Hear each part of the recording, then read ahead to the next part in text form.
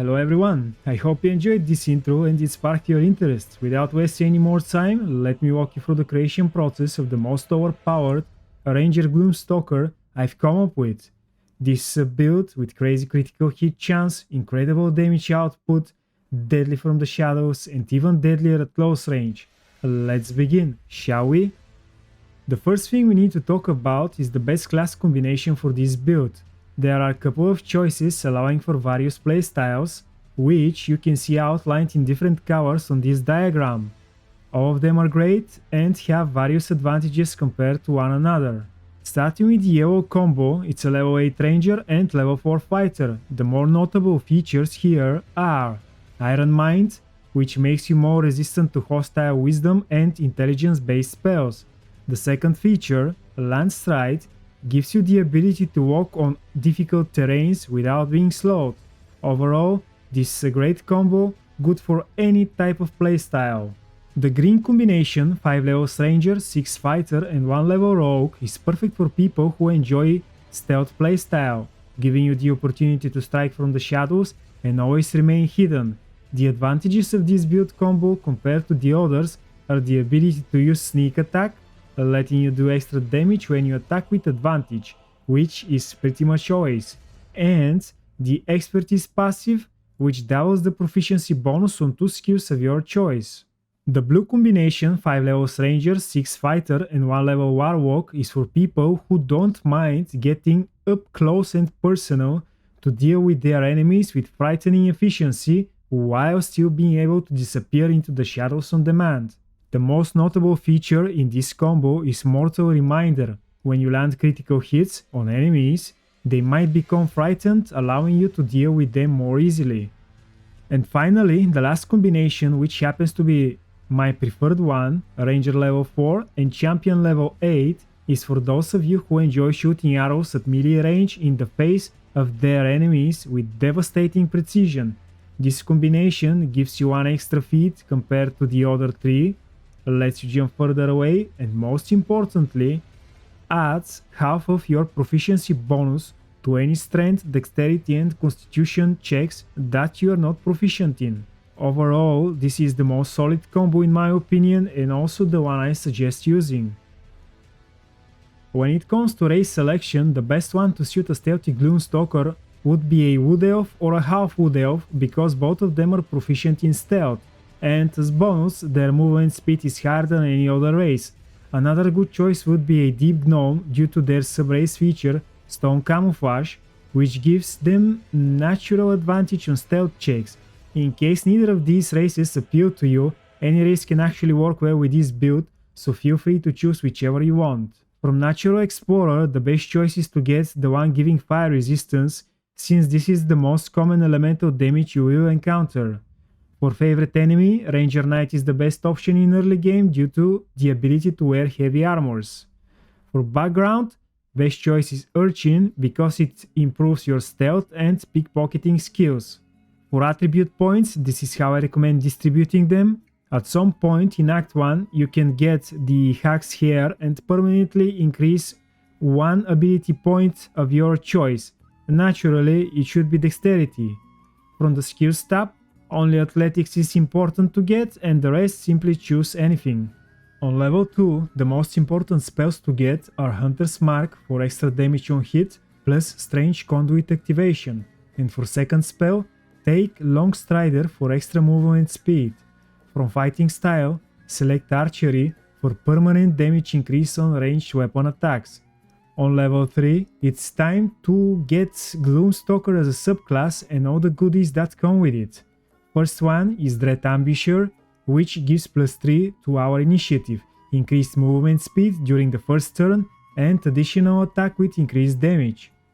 Second subclass feature is Superior Dark Vision, which completely removes the need of any torches or light spells to be able to see in the dark.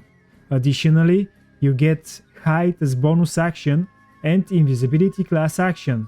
From spells, select anything that will suit your playstyle best. On level 4, it's time to select our first feat, which should be Sharpshooter. It gives 10 additional damage on every attack and unfortunately minus 25 accuracy. This can be a little bit problematic on early levels Yet with the use of advantage attacks and oil of accuracy, it won't be an issue. On later levels, it becomes non-factor. During the first act of the game, it is best to get level 5 Ranger for the extra action per turn and Misty Step. Later on, when you level up more, start multiclassing into one of the 4 options that I gave at the beginning.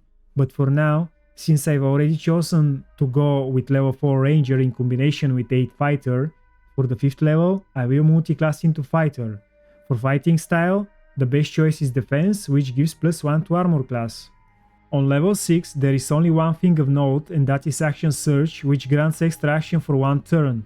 Next level 7, it's time to get the Champion subclass, specifically for the improved critical hit. On level 8, you will get Ability Improvement feat and potentially get your Dexterity to 20 if Hacks here has been used, and if not, it will be 19 for now. Level 9 gives nothing of note because extra actions from different classes does not stack. Next level 10, yet another feat, and this time my suggestion is to get Resilient, Dexterity or Constitution, depending again if you have used hacks here on Dexterity or not. On level 11, you'll get Remarkable Athlete, which allows you to add half of your proficiency bonus to any strength, dexterity or constitution checks in which you are not proficient in. Moving on to the last level 12, where you should get 2 points into constitution from the ability improvement feat. The leveling part is done and it's time to move on to the Ilithid Powers.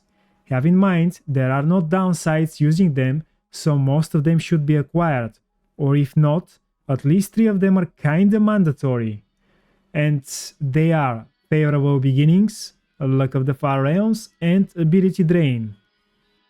When it comes to gearing up your character in early levels, the choices are quite limited. Without venturing into spoiler territory, my recommendation is to acquire these specific items in Act 1 as early as possible.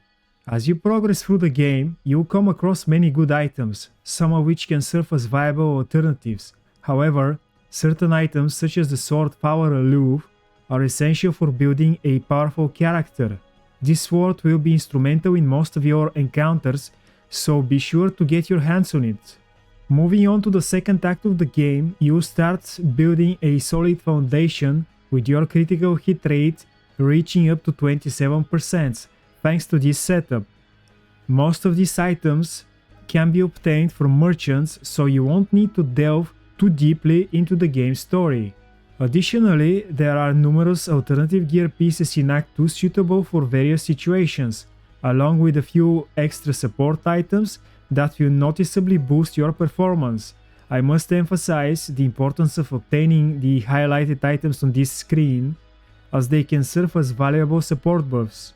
In the third act of the game, after visiting several places and completing a few quests, you will quickly acquire endgame gear, along with 2 additional alternative items that will significantly increase your critical hit rate. One of the most important parts of the Ranger's arsenal are the consumables and, more importantly, the use of special arrows, weapon coatings, potions and elixirs. And to ensure you never run out of them, it's important to visit specific merchants periodically. In the next part of the video, I'll guide you through my usual merchant rotation in Rivington, which is a part of the city of Baldur's Gate. The first merchant to visit is Ferg Droger. I'm not sure how to pronounce it, but anyway, who sells weapon coatings and spell scrolls. Next on the list is Mattis.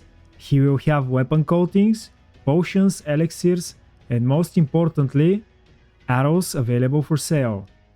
Moving on to the neighborhood smithy, this draconic merchant with a really fucked up name is one of the main suppliers of special arrows.